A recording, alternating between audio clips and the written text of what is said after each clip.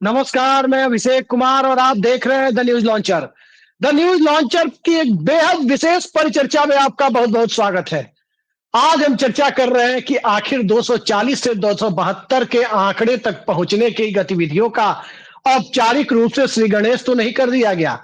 आखिर भारतीय जनता पार्टी, मौजूदा दौर की भारतीय जनता पार्टी, गुजरात लॉबी के वर्चस्व वाली भारतीय जनता पार्टी 272 के नीचे सरकार चलाने की आदी नहीं रही है। आदी क्यों नहीं रही है? क्योंकि उसके पास कोई हरकिशन सिंह सुरजीत और कोई जॉर्ज फर्नांडिस आज उपलब्ध नहीं है और उसकी उनकी जरूरत भी महसूस नहीं होती। जरूरत महसूस होती है तो उसी की जरूरत महसूस होती है कि 272 का आंकड़ा रहे और सत्ता अपनी मर्जी से चले। तो क्या अपनी मर्जी से सत्ता चलाने के अभियान का औपचारिक शुभारंभ कर दिया गया? बात दरअसल यह है कि पिछले शुक्रवार को भारतीय जनता पार्टी के चाणक्य माने जाने वाले अमित शाह मुंबई में थे और उसके बाद से जो सूत्रों के हवाले से खबर आ रही है कि शिवसेना यूबीटी यानी उद्धव ठाकरे गुट के 8 में से 5 सांसद पहुंच से बाहर बताए जा रहे हैं। क्या इन दोनों घटनाओं में कोई संबंध है और क्या यह नीतीश कुमार और चंद्रबाबू नायडू के लिए कोई वेकअप कॉल है? क्या यह चिराग पासवान के लिए वेकअप कॉल है या फिर यह उन लोगों के लिए भी एक वेकअप कॉल है जो भारतीय जनता पार्टी की मौजूदा सरकार को इस वजह से समर्थन दे रहे हैं कि उन्हें लगता है कि गठबंधन सरकार चाहे इधर बने या उधर बने, जो बनी हुई है उससे गठबंधन धर्म निभाने की पूरी उम्मीद मौजूदा दौर में की जा सकती है। तो कितनी गठबंधन धर्म की उम्मीद की जा सकती है? कितनी पार्टी तोड़ो अभियान पर बर्फ डालने की उम्मीद की जा सकती है? इन सब सवालों पर चर्चा के लिए हम सीधे चल रहे हैं हम अपने विशिष्ट पैनल के साथ पास। हमारे साथ आज के पैनल में मौजूद हैं हमारे संपादक आशीष चित्रांशी जी और हमारे साथ मौजूद है वरिष्ठ पत्रकार संतोष पाठक जी। सबसे पहले आशीष जी, मैं आपके पास आ रहा हूं। ये बताइए कि क्या परिस्थितियां हैं, आखिर वो कौन सी परिस्थिति उत्पन्न हो गई है जिन परिस्थितियों में विधायक विहीन और सांसदों की संख्या से भरपूर उद्धव ठाकरे की पार्टी अब सांसदों को भी नदारद पाने की स्थिति में खुद को पा रही है? क्या खेल है? अभिषेक, शुक्रवार को बड़ा गौर करने वाला है। इसको अगर आप कनेक्ट लिंक जोड़ेंगे थोड़ा सा, शुक्रवार को मुंबई में अंतरराष्ट्रीय सहकारिता वर्ष इसका इनॉग्रेशन करने के लिए गए हुए थे, उद्घाटन कर रहे थे अमित शाह। अब सहकारिता को हम लोग आप लोग तो जो समझते हैं परिभाषा सहकारिता की, उस सहकारिता को थोड़ा राजनीति की भाषा में समझिए। पॉलिटिकल पॉलिटिकल कोऑपरेशन, पॉलिटिकल जो है सिस्टम में कोऑपरेटिव व्यवस्था, सहकारिता में अब मुझे लगता है कि यहाँ पर पॉलिटिकल कोऑपरेटिव उसका इनॉग्रेशन किया है उन्होंने कि 240 से 272 जो आप कह रहे हैं पहुंचाने का ना, उसका शुभारंभ हुआ है कि आओ सब आओ, एक जगह आओ, एक साथ काम करो। इसको जोड़ने के लिए मैं दो चीजें और याद दिलाऊंगा। 5 सांसद, पहले तो मैं तथ्यों पर बात करूंगा। तथ्य, 5 सांसद जो लापता हैं वो हैं संजय देशमुख, नागेश पाटिल अस्तिकर, बंधु जाधव, ओम राजे निम्बालकर और संजय दीना पाटिल। मतलब यवतमाल से मुलुंड तक पूरा जो है साफ कर दिया। 8 में बचेंगे फिर कितने? 8 में 5 तो यही हैं। 3 विधायक भी गायब हैं। 3 विधायक हैं, दीपक सोपल, राहुल पाटिल और बाबाजी काले। ये गायब कहां से हैं ये भी बता। दरअसल उद्धव ठाकरे और शिवसेना जो यूबीटी है उसने बाला साहब की पुण्यतिथि पर कार्यक्रम रखा था। बाला साहब की पुण्यतिथि से बड़ा मुझे नहीं लगता है कि शिव सैनिकों के लिए, किसी आम शिव सैनिक के लिए भी कोई कार्यक्रम हो। उस कार्यक्रम में ये 5 सांसद नहीं पहुंचे। जब ये 5 नहीं पहुंचे तो सवाल उठने शुरू हो गए। सवाल उठे तो एक ही आदमी है जिसका इंतजार करता है कोई तो सवाल करे, संजय राउत। संजय राउत जवाब देने आए, जवाब सुनकर के आप हैरान हो जाएंगे। उन्होंने कहा कि जो लोग भी ऐसे चर्चाएं कर रहे हैं कि शिवसेना में कुछ गड़बड़ है, कुछ सांसद नाराज हैं या गायब हैं, वो लोग शिवसेना को जानते नहीं हैं। वाह, अभी कितना दिन हुआ, पूरा पूरा पार्टी लेकर के सिंधे चले गए, अब भी कह रहे हो शिवसेना को नहीं जानते हैं। अरे अब जानने में क्या बचा है? बड़ी बात यह हुई कि कुछ जो है शिवसेना के बड़े नेताओं से बातचीत हो चुकी है। रिपोर्ट जब हमने दिया, हमने पहले भी इस पर कार्यक्रम किया था, उसका एक्सटेंशन अभी लेकर के आए हैं।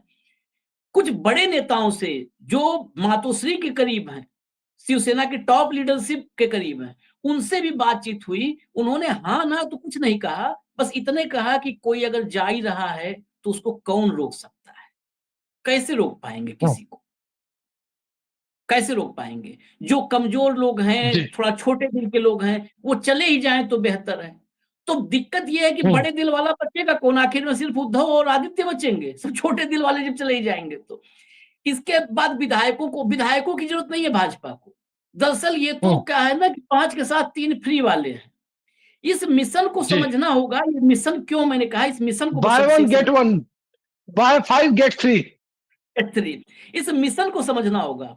दरअसल 5 दिसंबर को देवेंद्र फडणवीस की शपथ जब हुई, उस शपथ विधि के बाद ही ये पूरी स्क्रिप्ट पर काम शुरू हो चुका था। मैं अभी भी, ये मेरे मन का डाउट है, हो ना हो, ये 5 भी अभी हो सकता है भाई, इनको रोकने वाला रोक सकता है। कई बार क्या होता है, अगर प्रोएक्टिव हो ना लीडरशिप, अभी उद्धव ठाकरे जी। आदित्य घर जाने लगे, इनके घर पहुंचने लगे, तो हो सकता है रुक जाए। लेकिन अगर ये सोचेंगे अरे ठीक है यार फोन डाइवर्ट है तो कोई बात नहीं, कुछ के फोन डाइवर्ट है इसमें, मैं ये भी बता दूं, मैं नाम नहीं लूंगा कि किसका फोन डाइवर्ट है, कुछ के फोन डाइवर्ट है। अच्छा, इसके अलावा एक सफाई और दिया संजय राउत ने, कहा कि कार्यक्रम मुंबई में था, मुंबई के बाहर जो के सांसद है उन्होंने अपने अपने क्षेत्र में कार्यक्रम किया। हमने वो भी पता किया, उन क्षेत्रों में भी कोई कार्यक्रम नहीं था। अब बात मुंबई की है तो वहां पर भी खारिज हो गया। जो संजय दीना पाटिल है ये मुलुंड से हैं। मुलुंड कहाँ है भैया? होनोलुलुम है, वही मुंबई में है। मुलुंड के बाद ही तो जो है ठाणे शुरू होता है, तो जी। मुलुंड तो मुंबई में है। वो भी संजय राउत कम से कम होमवर्क तो कर लिया करे। दरअसल दिन रात जब बोलना ही है तो होमवर्क का टाइम ही नहीं मिल पाता उनको। अब नहीं नहीं। इस पूरे कनेक्शन को जोड़ने के लिए मैं थोड़ा सा और वक्त लूंगा, बाकी जो है आगे फिर संतोष से भी चर्चा करिएगा। मुझे ये 5 पर नहीं है कि 5 ही अभी है टारगेट पर, टारगेट बड़ा है। 55 दिन की, 5 दिसंबर से स्क्रिप्ट लिखी जा रही है, टारगेट मुझे लगता है बड़ा है। जो आपने 272 प्लस कहा ना, टारगेट वहां तक का है। इसको समझना हो तो अमर काले को याद करिए। अमर काले एनसीपी के सांसद हैं। एनसीपी के कई सांसदों पर नजर थी। ये खबर बार बार चलने लगी, हम आप जैसे तमाम पत्रकारों ने जो भीतर तक थे चलाने लगे। उसके बाद सुप्रिया सुले ने प्रफुल्ल पटेल से संपर्क किया। प्रफुल्ल पटेल ने कहा नहीं, हमारी तरफ से कुछ नहीं हो रहा है। अमर काले नाम के एक सांसद सामने आए, उन्होंने कहा कि ऑफर तो था, और ऑफर देने वाली एक गैर महाराष्ट्र, मतलब महाराष्ट्र के बाहर की एक महिला नेता है, महिला नेत्री। उनका नाम भी मैं बता दूं, तमाम रिपोर्ट्स में तो एक गैर मतलब मराठी और बाहर की नेता के नाम से था। उनका नाम है सोनिया दुहन। सोनिया दुहन पर जो है ये पूरा का पूरा उन्हीं का नाम इस एपिसोड में आया। वो हरियाणा की रहने वाली हैं, दिल्ली उनका क्षेत्र है। खुद को शरद पवार की शिष्या बताती है। शरद पवार ने उनको बहुत महत्वपूर्ण ओहदा दिया, यहां तक कि दिल्ली दफ्तर की जिम्मेदारी एक वक्त थी। जब गुरुग्राम के होटल में 5 विधायक एनसीपी के थे, आपको याद होगा, 5 विधायक गुरुग्राम जी। के होटल में कांड हुआ था, तो सोनिया दुहन ही थी, युवा नेत्री हैं, सोनिया दुहन ही थी जो वहां से 2-3 विधायकों को निकाल लाई थी होटल से। तो बड़ा चर्चा में आई। उसके बाद शरद पवार उनको बड़ा मानने लगे। जब अजीत अजीत पवार ने बगावत की, स्प्लिट किया, तो प्रफुल्ल पटेल का दिल्ली दफ्तर से बाहर प्रफुल्ल पटेल का फोटो जो था, पोस्टर, वो फोटो निकाल के बाहर फेंक करके माचिस लगा दिया था उसमें सोनिया दुहन ने। इसलिए इनका प्रोफाइल बता रहा है कि ये कोशिशें कहां से कहां ताल जुड़ सकते हैं। वो सोनिया दुहन जब अभी महाराष्ट्र में महायुति की ये विजय हुई, राजीव कुमार वाली विजय, तो उन्होंने आरती उतारी थी अजीत पवार की। सोचिए, जिसने स्प्लिट पर जी। अजीत पवार की फोटो फेंक दी, प्रफुल्ल पटेल की फोटो में आग लगा दी, उसने आरती उतारी। सोनिया दुहन का उसमें नाम आया। अब इस बात को समझना होगा कि सोनिया दुहन अगर इसमें है, या सोनिया दुहन जैसे बहुत सारे लोग, मैंने एक सैंपल में नाम दिया सिर्फ, अगर ऐसा एक बड़ा नेटवर्क काम कर रहा है, तो मुझे इसमें संदेह है कि इसमें एकनाथ शिंदे या अजीत पवार की भूमिका है। क्योंकि प्रफुल्ल पटेल ने सुप्रिया सुले को बोला भी था कि भाई परिवार ही भले स्प्लिट हो गए हैं, साफ बोला कि नहीं, हम बिल्कुल ही नहीं, हम मतलब निजी तौर पर बता दें कि हम कोई भी किसी भी जो है शरद जी के सांसद पर, आपके सांसद पर मतलब कोई हम ऑफर नहीं दे रहे हैं, उनको कहीं से भी खींच नहीं रहे हैं। तो कोशिश कहां से हो रही है? ये हरियाणा और दिल्ली के नेता महाराष्ट्र में खेल कर रहे हैं, वो बैठे हैं। और उस समय यह भी बात आई थी, कहा था अमर काले ने, या जो सांसदों को ऑफर दिया गया था, कि जो समझाने लोग आ रहे हैं वो कह रहे हैं कि अब तो आप लोग लंबे समय तक सत्ता में नहीं रहोगे, कैसे गाड़ी चलेगी आपकी, कोई काम नहीं होगा आपका, कोई काम नहीं होगा, तो वक्त है, आ जाओ हमारे साथ, आप आ जाओ। यही ऑफर मुझे लगता है कि महाराष्ट्र में कई लोग, इस कई ऑफर पर मैं गुट आ दे रहा रहे हूं। हैं। हाँ। जी, मैं इस ऑफर पर आ रहा हूं, अभी संतोष जी के पास चलता हूं। संतोष जी, वो एक कॉमेडी शो में कुछ लोग कहते हैं हकला कैप्टन की कहानी, सुना होगा आपने कि दो कैप्टन टॉस करने गए तो एक कैप्टन हकला है, और टॉस के लिए हेड टेल, जब एक कैप्टन सिक्का उछालता है, नियम यही है, दूसरा कैप्टन बोलता है हेड या टेल, यही रूल है ना। तो एक कैप्टन ने सिक्का उछाला, दूसरे प्रतिद्वंदी कप्तान से पूछा बताओ हेड टेल, वो बोल नहीं पाया, सिक्का उछाल दिया। जब सिक्का नीचे गिरा तो बोलता है यही वाला है, जो हेड या टेल जो भी आया था बोला यही वाला है। ये स्थिति छोटी पार्टियों के सांसदों की मौजूदा दौर में क्यों हो गई है कि जो जीत करके आ रहे हैं बस यही वाला है, इसी पर टारगेट करना है? ये स्थिति क्यों बनी हुई है? क्या यहाँ हकले कैप्टन की बात नहीं है, स्किल्ड कैप्टन की बात है कि ये स्किल, मतलब हम लोग जब पुराने आर्काइव को खंगालते हैं तो देखते हैं क्या कभी जेएमएम रिश्वत कांड हुआ था, और रिश्वत कांड में नरसिम्हा राव को सजा हो गई थी। आज की तारीख में तो बुला करके निगम बोर्ड का पद दे दिया जा रहा है, वो एक रिश्वत ही है, उसे रिश्वत से अलग इतर मत मानिए। क्या आपको लगता है दल बदल कानून है, जस्टिस चंद्रचूड़ का फैसला है, लेकिन दिक्कत ये पार्टी का व्हिप है। अब कौन सा व्हिप असली है कौन सा नहीं, वो तो व्हिप का फैसला भी हो चुका। अब आशीष जी से हम अगली बार अभी आएंगे तो पूछेंगे कि व्हिप भी तो उसमें नहीं है, फरार फरार सांसदों की सूची में पार्टी व्हिप भी तो नहीं फरार है, नहीं तो तब तो खेल ही हो गया। ये बताइए संतोष जी कि क्या अब वेकअप कॉल नीतीश नायडू, चिराग, जयंत चौधरी, इन सब के लिए तो नहीं है? क्योंकि इन सब के पास भी कुल जमा सांसदों की संख्या आप देखें तो 12, 16, 28, 5, 33 और 2, 35, ये 35 सांसदों का जखीरा है, और ये 35 सांसद सत्ता के समीकरणों को कभी भी इधर से उधर कर देने की कुवत रखते हैं। जी अभिषेक जी, मैं शुरू करूंगा जो आशीष जी ने कहा कि शिवसेना टूट गई, बिखर गई, लेकिन जो लोग आज उद्धव बाला साहब ठाकरे के साथ है, बाला साहब ठाकरे की जयंती से बड़ा कार्यक्रम कोई हो नहीं सकता। और ये बिल्कुल ठीक उसी तरह से है कि मान के चलिए कि भारतीय जनता पार्टी में अगर कोई कार्यक्रम हो, जो अटल बिहारी वाजपेयी की जयंती को लेकर हो या उनकी पुण्यतिथि को लेकर हो, नरेंद्र मोदी, अमित शाह उसमें मौजूद हो और सभी सांसदों को बुलाया जाए और कुछ सांसद गायब हो जाए और बाद में कहा जाए कि नहीं हमने तो पूर्व सूचना दे दी थी, ऐसा आमतौर पर होता नहीं है। जहां तक संजय राउत की बात है, मैं और आशीष जी कई बार हम लोग मजाक में चर्चा करते हैं, मैं कहता भी हूँ कि बहुत सारे राजनीतिक दलों में बहुत सारे बयानवीर नेता हैं। संजय राउत भी उसी तरह से हैं और बल्कि आज तो मुझे लग रहा है कि मुझे गंभीरता से कहना चाहिए कि उद्धव ठाकरे के पास जब संजय राउत है तो उन्हें किसी राजनीतिक दुश्मन की जरूरत है नहीं। क्योंकि बहुत सही। आप अगर आंख बंद करके कहोगे कि समस्या नहीं आ रही है तो समस्या तो क्या संजय खत्म नहीं राउत हो जाएगी। संजय झा है? आप कह रहे हैं कि संजय राउत तो संजय झा हो गए हैं क्या? नहीं, संजय झा की और भी कुछ क्वालिटीज है, उनमें और भी बहुत सारी क्वालिटीज है, उन्होंने एड ऑन किया है। संजय राउत ने सिर्फ शिवसेना से लिया ही लिया है, उन्होंने एड ऑन अपनी तरफ से कुछ भी नहीं किया है कि अपनी वजह से कोई विधायक जिता के लिया है हो या कोई सांसद जिता के लिया है हो, जो भी उन्होंने लिया है वो लिया ही लिया है। अब देखिए आपने समस्या से आंख बंद कर ली, आप कह रहे हैं कि नहीं ये शिव सैनिक को नहीं जानते। और दूसरी बात, जब वो कह रहे थे तो मुझे हंसी भी आ रही थी, ये जो नॉट रीचेबल वाला जो है ना और कॉल फॉरवर्ड वाला, ठीक इसी तरह जब एकनाथ शिंदे विधायकों को लेकर भागे थे, मैं शब्द का इस्तेमाल कर रहा हूं, तो टुकड़ों टुकड़ों में जो विधायक थे वो महाराष्ट्र और गुजरात के बॉर्डर पे पहुंचे। जब वो बॉर्डर पे पहुंचे तो वहां पे उतरे वो अपनी गाड़ी से, उनसे फोन या तो ले लिया गया या उनके फोन को उनके सहयोगियों को दिलवा दिया गया, ड्राइवर को। उस टोल को उन्होंने पैदल पार किया। जब वो पार करके गुजरात की सीमा में घुसे तो वहां पे गाड़ी खड़ी थी, उस गाड़ी में बैठे फिर गुजरात गए, बाद में असम गए। और इस पूरे प्रोसेस में उनका फोन उनके साथ, मोबाइल उनके साथ नहीं था। एक दो लोग उन्हीं के पास मोबाइल था जिनको डील करना था, लेकिन वो डील किसी और से कर रहे थे, तो उद्धव ठाकरे या बाकी शिव सैनिकों के फोन नहीं उठा रहे थे। यहाँ 5 सांसदों का फोन नॉट रीचेबल है। बाला साहब ठाकरे के उपलक्ष्य में, उनकी याद के उपलक्ष्य में कार्यक्रम है, आप गायब हो जाते हैं, फोन नॉट रीचेबल होता है, मिलते नहीं है। संजय राउत आके फिर उसी तरह का बयान देते हैं, पता नहीं उद्धव ठाकरे उनमें क्या योग्यता देखते हैं, मुझे पता नहीं। तो इसका मतलब खेल हो चुका है, मैं ये नहीं कहूंगा खेल हो गया है, इसका मतलब है कि खेल हो चुका है। अब इस खेल को कब खोला जाएगा, कब सामने रखा जाएगा, और ये कोई नया पैटर्न नहीं है। मतलब गुजरात में संतोष अभिषेक जी जी आप एक कह जमाने रहे हैं में शंकर संतोष सिंह जी, वाघेला, भारतीय आप जनता पार्टी, ये जो तमाम गठबंधन की जो लड़ाई खजुराहो होती कांड, है, ठीक है जी। मैं इसको खत्म कर संतोष जी, लेता हूं, आप कह रहे मैं हैं इसको खत्म कि कर बस लेता हूं, मैं इसको जी। खत्म कर लेता हूं। ये सारी चीजें गुजरात से ही शुरू हुई थी। अब ये सवाल है कि शुरू क्यों हुआ, किया क्यों गया?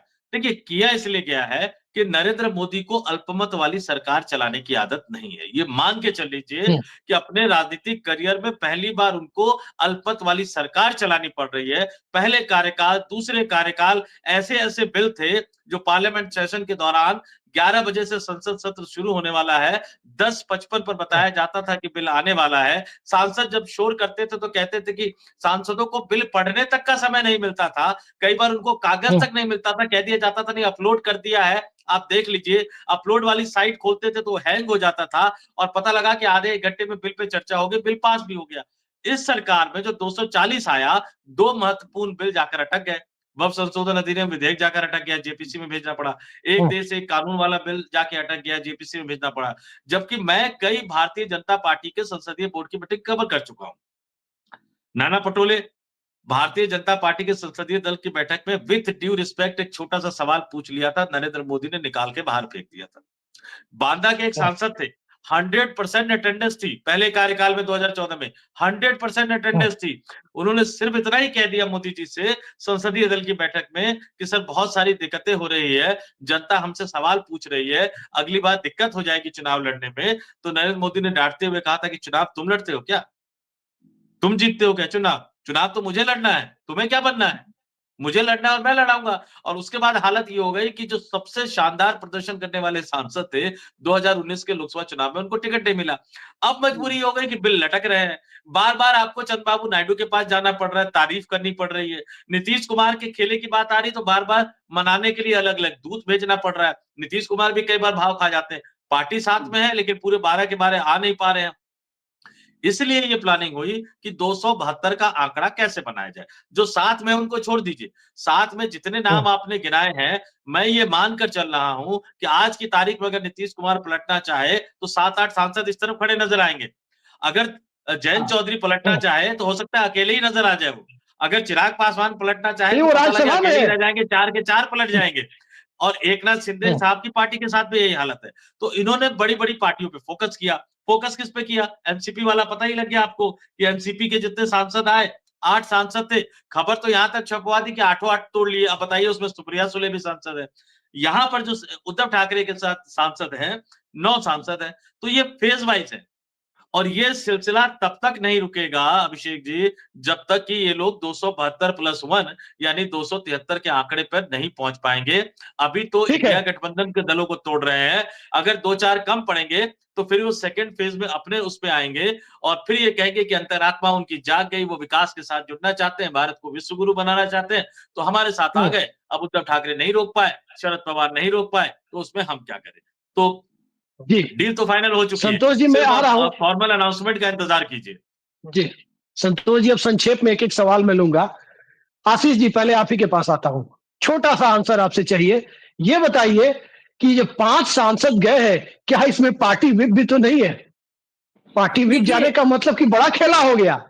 कोई कोई खेला नहीं, खेला कोई नहीं। यहीं पर मैं बार बार अक्सर निजी बातों में हम लोग जो कहते हैं वो भी कई बार चर्चा में ले आते हैं। अक्सर जब आप कहते हैं कि संविधान में लिखा है, सुप्रीम कोर्ट ने डिसीजन दिया था, सुप्रीम कोर्ट का ये केस है, इस केस के रेफरेंस में ये इनवैलिड हो जाएगा, अनकॉन्स्टिट्यूशनल हो जाएगा, तो अक्सर हम कहते हैं आपसे निजी बातचीत में भी कि ये दौर ही है जब सिर्फ अनकॉन्स्टिट्यूशनल काम हो रहे हैं। कॉन्स्टिट्यूशनल काम हो कहाँ रहे हैं? भाई आप बताइए, जिस मामले का जिक्र बार-बार आता है व्हिप का, अभी देखा आपने 2.5 साल उसी व्हिप को लेकर के शिवसेना की स्प्लिट। अभी शिवसेना की बात कर, शिवसेना के स्प्लिट पे चलते हैं। शिवसेना का स्प्लिट जब हुआ तो मामला आया ना कि व्हिप व्हिप को लेकर के राहुल नार्वेकर के पास मामला पड़ा रहा। माननीय सीजेआई चंद्रचूड़ ने कहा भी कि अगर उद्धव ठाकरे इस्तीफा नहीं देते तो कंटिन्यू हम करते, वो ये जो कुछ हुआ है अनकॉन्स्टिट्यूशनल हुआ है।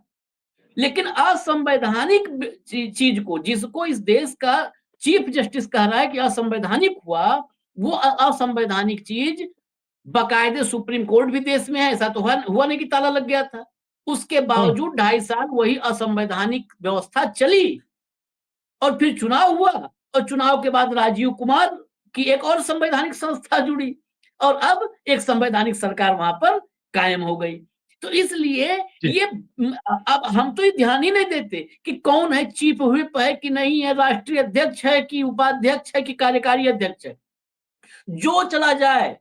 कुल मिला के ये सिस्टम अब यही है ना कि न खाता न बही, जो आपका मोदी जोर साहब कार्यकारी चाहे वही अध्यक्ष पर करूं। है, आपका जोर कार्यकारी अध्यक्ष शब्द पर है भाई। किस कार्यकारी अध्यक्ष पर आपका निशाना है ये बताइए। कहीं पे बात निगाह है, कहीं पे निशाना आप लगा रहे हैं। मैं कहा तो कि बात इस महाराष्ट्र देश की है, इस देश की लेकिन राजनीति में बिहार, संजय बहुत सारे हैं। हाँ बहुत संजय खड़े हैं। एग्जैक्टली ये बहुत सही कि अगर यहाँ पे संजय महाराष्ट्र मुंबई वाले संजय हैं तो एक संजय और हैं। अब आप सोचिए, उन संजय पर अलग चर्चा करेंगे। वो संजय दिल्ली में दही चूड़ा का भोज रखते हैं, वो दिल्ली में शाम की दावत, रात्रि की दावत रखते हैं, कहीं पर भी उनका राष्ट्रीय अध्यक्ष नहीं होता है। वो जिसके शागिर्द हैं वो नहीं रहता है, हर जगह उनका असली गुरु रहता है, हर जगह असली गुरु रहता है। मतलब इस मामले में संजय झा की मैं तारीफ करूंगा कि कोई दिखावा नहीं है, वो बिल्कुल सबके सामने वो खुलेआम दिखा रहे हैं कि हम अमित शाह के शागिर्द हैं, नीतीश कुमार तो बस मौके की जरूरत है हमारे लिए, और अपना काम भी सक्सेसफुली कर लिए। तो कुल मिला जुला करके मैं आखिर में इतने कहूंगा कि यहाँ चीफ व्हिप वगैरह नहीं, ये टारगेट आप देखते रहिए, बस इस पर नजर रखनी है अभिषेक कि ये टारगेट कितना बड़ा है। ये 272-73 पर हाँ एक बात जरूर कहूंगा, जो अभी संतोष ने कहा था, ये हकीकत है कि नायडू को छोड़ करके किसी के भी सांसद, वो भले एनडीए का हिस्सा है, किसी के सांसद जो लोग कहते हैं, हम लोग भी कई बार कह देते हैं, तो मैं अपनी बात वापस ले लेता हूँ चमक साथ, कि ये फलाने जयंत खेला कर देंगे। जयंत वयंत किसी खेला लायक बच्चे नहीं है। ये कहते थे जयंत चौधरी एक जमाने में कि मैं चवन्नी नहीं हूं। अरे चवन्नी 5 पैसा इस दौर के बच्चे नहीं देखे होंगे, 5 पैसे की कीमत नहीं बची है। 2 सांसद हैं, खुद तो राज्यसभा में है, 2 सांसद हैं, दोनों आज जयंत चौधरी कहें कि नहीं अब हम जो है कम्युनल फोर्सेज के साथ नहीं देखिए रहेंगे। आशीष जी, कहना नहीं चाहिए, जयंत चौधरी के लिए मेरे मन में बहुत सम्मान है, और एक चीज बहुत मजबूरी में कहनी पड़ रही है। जयंत चौधरी 2009 में सांसद बने और चिराग पासवान 2014 में सांसद बने। चाहे पढ़ाई लिखाई हो या मेरी मुलाकात बातचीत भी है जयंत चौधरी से, मैंने बार बार ये अनुभव किया है कि जयंत चौधरी अपने समकक्ष और अपने आसपास के युवा नेताओं से कहीं ज्यादा योग्यता रखते थे। लेकिन वही एक कमजोरी कि मंत्री पद पाना है, और भारत रत्न को लेकर जो सौदेबाजी हुई उसमें उन्होंने एक अपना ब्राइट पॉलिटिकल करियर कुर्बान कर लिया है। ये बात मैं मानता हूं, अन्यथा मैं एनी डे चिराग पासवान नेता मानता हूं जयंत चौधरी को। आप उनके साथ बैठ जाइए, बहुत सारे मुद्दों पर आप चर्चा कीजिए, आपको समझ में आ जाएगा। और आपको यह भी बता दूं, शायद सुन के हमारे दर्शकों को अजीब लगेगा, नरेंद्र मोदी की कैबिनेट में पुराने नेताओं को, नितिन गडकरी, राजनाथ सिंह जैसों को छोड़ दीजिए, तो शायद ही कोई कैबिनेट मिनिस्टर होगा जो जयंत चौधरी की काबिलियत के समकक्ष होगा। ये बात मैं दावे से कहता हूं। लेकिन आज राज्य मंत्री के रूप में चवन्नी बना दिए गए हैं सिर्फ एक कमजोरी की वजह से, और अब पार्टी भी निकल जाए हाथ से तो कोई नहीं जानता। खैर, अंतिम टिप्पणी के लिए मैं आ रहा हूं संतोष जी आपके पास।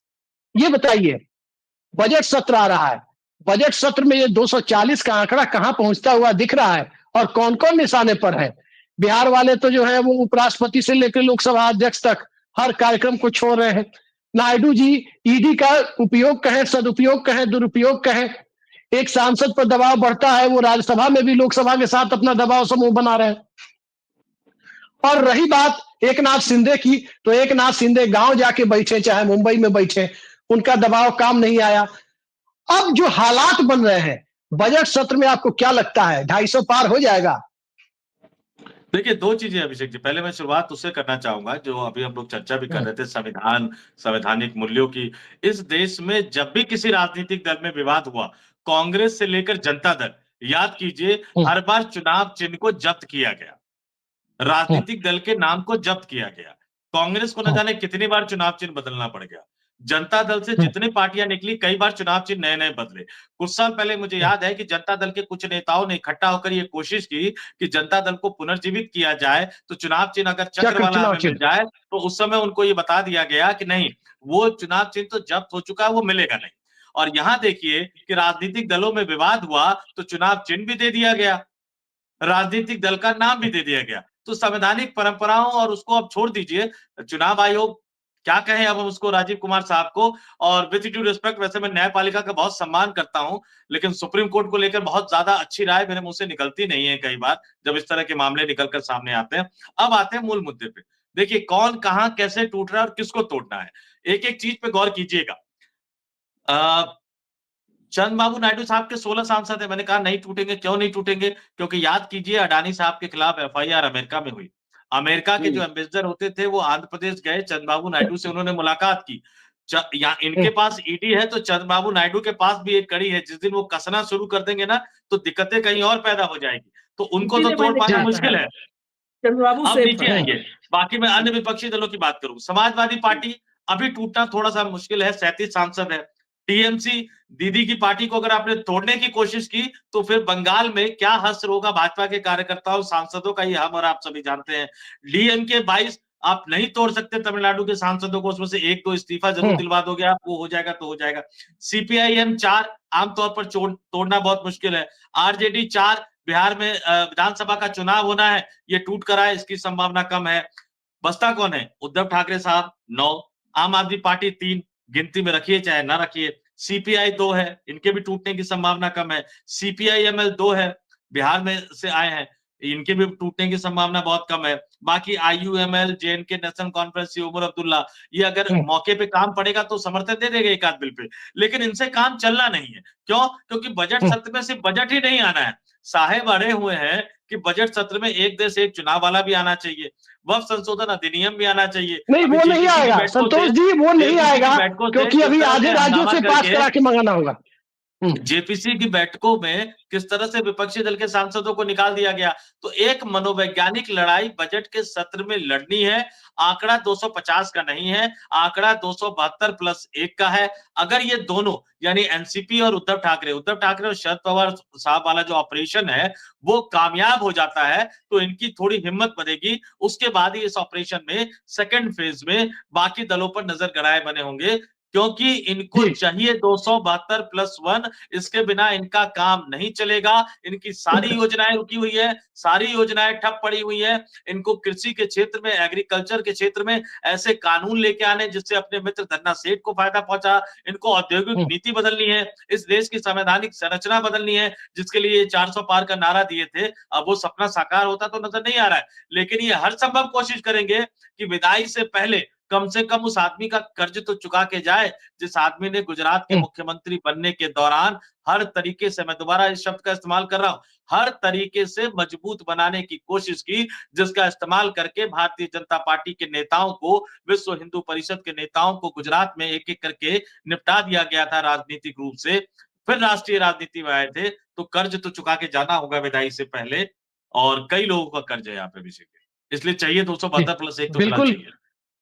बिल्कुल आपने सही कहा। और एक दौर में इसी सदन के अंदर 13 दिन की सरकार का इस्तीफा सौंपने के पहले अटल बिहारी वाजपेयी ने कहा था कि अगर दल बदल की प्रक्रिया से, खरीद फरोख्त से कोई सरकार बचाने की और बनाने की नौबत आए तो ऐसी सरकार को हम चिमटे से भी छूना पसंद नहीं करेंगे। लेकिन आज तो चिमटे की बात नहीं है, आज तो ऐसा लग रहा है कि रेड कारपेट बिछाकर ऐसी सरकारों की बुनियाद रखी जा रही है। और वही भारतीय जनता पार्टी है, चाल चरित्र और चेहरे की दुहाई देने वाली भारतीय जनता पार्टी। और इस देश में देखा भी है कि पीवी नरसिम्हा राव की कांग्रेस सरकार ने 232 के आंकड़े को दल बदल की गंदी प्रक्रिया के तहत किस तरह से 257 के आंकड़े तक पहुंचाया, और फिर झारखंड मुक्ति मोर्चा रिश्वत कांड के रूप में इस देश में सरकार बनाने का जो सबसे घिनौना खेल हुआ, अब उस खेल को देखकर लगता है कि वो तो एक बहुत छोटी सी घटना थी। क्योंकि जितने राज्यों में ऑपरेशन लोटस हुआ, ऑपरेशन लोटस को जेएमएम ब्राइबरी केस से 1000 गुना बड़ा केस अगर माना जाए, चाहे मामला महाराष्ट्र का हो, उद्धव सरकार गिराने का, चाहे कमलनाथ सरकार गिराने का मामला हो, चाहे कुमारस्वामी सरकार गिराने का मामला हो, चाहे किसी और राज्य का मामला हो, इन सब मामले में जिस तरह से ऑपरेशन लोटस का इस्तेमाल हुआ, क्या अब ऑपरेशन लोटस संसदीय दल के खेल में भी इस्तेमाल होगा? शिवसेना यूबीटी ये एक ट्रेलर है, एक झांकी है, पूरी कहानी अभी बाकी है। और इस कहानी के किरदारों में क्या नीतीश कुमार की पार्टी का भी बोरिया बिस्तर बंधेगा? क्या चिराग पासवान का सियासी चिराग भी कमजोर पड़ेगा? और क्या जयंत चौधरी की चौधराहट जो पहले ही मध्यम हो चुकी है, अब टिमटिमाने लायक भी नहीं बचेगी? ये तमाम सवाल है, जिन सवालों के बीच आप कम से कम इतना कह सकते हैं कि जीतन राम मांझी और पल्लव वो अनुप्रिया पटेल को इसका कोई खतरा नहीं है, क्योंकि ये दोनों अपनी अपनी पार्टी के इकलौते लोग हैं। इनकी पार्टी से टूटकर भागने के लायक स्ट्रेंथ इनके पास नहीं है। यही गारंटी ले सकते हैं कि हमारी पार्टी नहीं टूटेगी, अन्यथा कोई गारंटी नहीं ले सकता कि उनकी पार्टी नहीं टूटेगी। अब आगे आगे देखिए, ये दोनों जी भाजपा के समर्पित सांसद से ज्यादा समर्पित है भाजपा के प्रति। एग्जैक्टली जी जी, मैं वही मेरी बात अभिषेक, मेरी बात इसी के लिए मैं रोक रहा था। जीतन राम मांझी, आप लोग बिहार की पॉलिटिक्स पर तो आप करते हैं, जीतन मांझी मैं व्यंग में अनुप्रिया कहा पटेल था भी है। कि टेंट हाउस वाले से पहले शपथ लेने पहुंच गए थे व्यंग में, हालांकि टेंट हाउस वाले पहुंच गए थे, कुर्सी तभी लगी थी, मतलब वहां पे कोई नहीं था। आप याद करिए, वायरल हुआ था क्लिप, कोई नहीं था मंच पे, अकेले कुर्सी बैठे थे। जो आदमी टेंट हाउस से पहले पहुंच जाए शपथ लेने, वो क्या छोड़ेगा?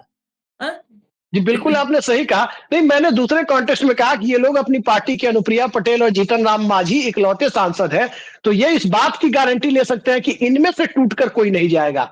ये भले ही खुद उनके साथ खड़े हैं, लेकिन इनकी पार्टी में टूट नहीं हो, क्योंकि टूटने लायक इनके पास सामान कहाँ है?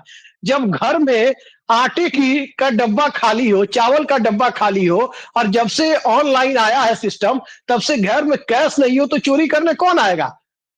तो सवाल यह है कि आज की तारीख में भारतीय जनता पार्टी ने जिस मिशन में कदम बढ़ाया है, इसके लिए सबसे बड़ा जिम्मेदार कोई है तो नीतीश नायडू है, नानी फैक्टर है, जिसने 4 जून को नरेंद्र मोदी को यह मौका दिया, अमित शाह को यह मौका दिया। और कुछ हद तक जिम्मेदार इंडिया गठबंधन के नेता भी हैं, जिन्होंने इन नेताओं तक अपनी रीच बढ़ाने की कोशिशें नहीं की थी। अब आगे आगे देखते जाइए, सियासत का यही स्वरूप है, और अलग अलग रूप में आपने देखा है कि किस रूप में खेल होता है। फर्क इतना है कि पहले खेल सिद्धांत और उसूल के आवरण ओढ़कर खेले जाते थे, लवादा ओढ़कर खेला जाता था, और अब खेल बहुत बेशर्मी के साथ खेला जाता है, और उसे बहुत समझदारी के साथ चाणक्य नीति का भी नाम दे दिया जाता है। खैर, चाणक्य छोड़िए, मैकियावली की नीति भी मैं इसे नहीं मानता, लेकिन मैकियावली की एक बात तो सही साबित होती है, जो कहते हैं कि कोई भी शासक यदि अपने प्रजा को सांप्रदायिक बनाता है, तो सत्ता में उसके अस्थायी होने की संभावना बढ़ जाती है। भारत में बिल्कुल यही हो रहा है, लेकिन तोड़-फोड़ को इस रूप में अंजाम दिया जाएगा, इस हद तक तो मैकियावली ने भी अपनी किताब द प्रिंस में इसकी कल्पना नहीं की थी। लेकिन हिंदुस्तान पुराने प्रिंस को खत्म कर, राजा महाराजाओं के प्रिवी पर्स को खत्म कर, आधुनिक राजा महाराजाओं की शक्ल में जिस संसद और जिस व्यवस्था को जन्म दे रहा है, उस व्यवस्था का अभी आपने ट्रेलर देखा है, और फिल्म के लिए थोड़ा इंतजार कीजिए, संभवतः बजट सत्र तक। आज के लिए इतना ही। संतोष जी, आशीष जी, आपसे इजाजत चाहेंगे। बहुत बहुत धन्यवाद आपका। नमस्कार। नमस्कार।